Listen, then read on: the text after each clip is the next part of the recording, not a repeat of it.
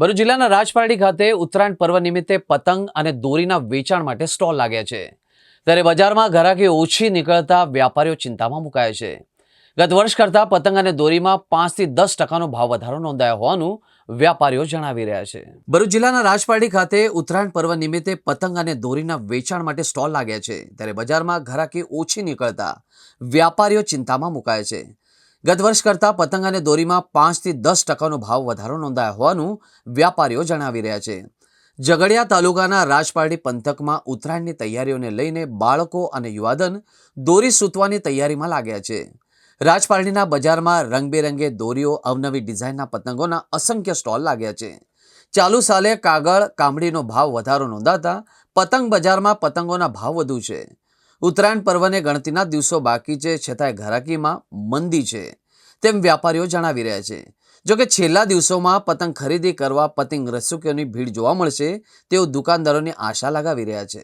આ વખતે હું 20 વર્ષથી ધંધો કરું છું રાજપારડીમાં। દર વર્ષે અને આ વર્ષે પતંગમાં ઘરાકી બહુ ઓછી છે અને પતંગ દોરામાં માર્કેટમાં બહુ વધારો છે। ગયા વર્ષ કરતાં આ વર્ષે પતંગમાં અને દોરામાં ખાસો વધારો છે।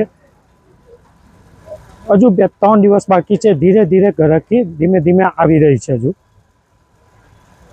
કેવો 20 વર્ષમાં તમે 20 વર્ષથી ધંધો કરો છો, આ વર્ષમાં કેવો અનુભવ છે? દર વર્ષ કરતાં આ વર્ષે પતંગમાં, દોરામાં, બીજા બધામાં ભાવમાં વધારો છે, એટલે ગ્રાહકને કઈ રીતે લેવું, કે રીતે લેવું એ વિચારીને ધીમે ધીમે બધા આવે છે ગ્રાહકો। ગ્રાહકી બહુ ઓછી છે હજુ। રાકેશભાઈ, આગળની ગ્રાહકી કેવી છે માર્કેટ?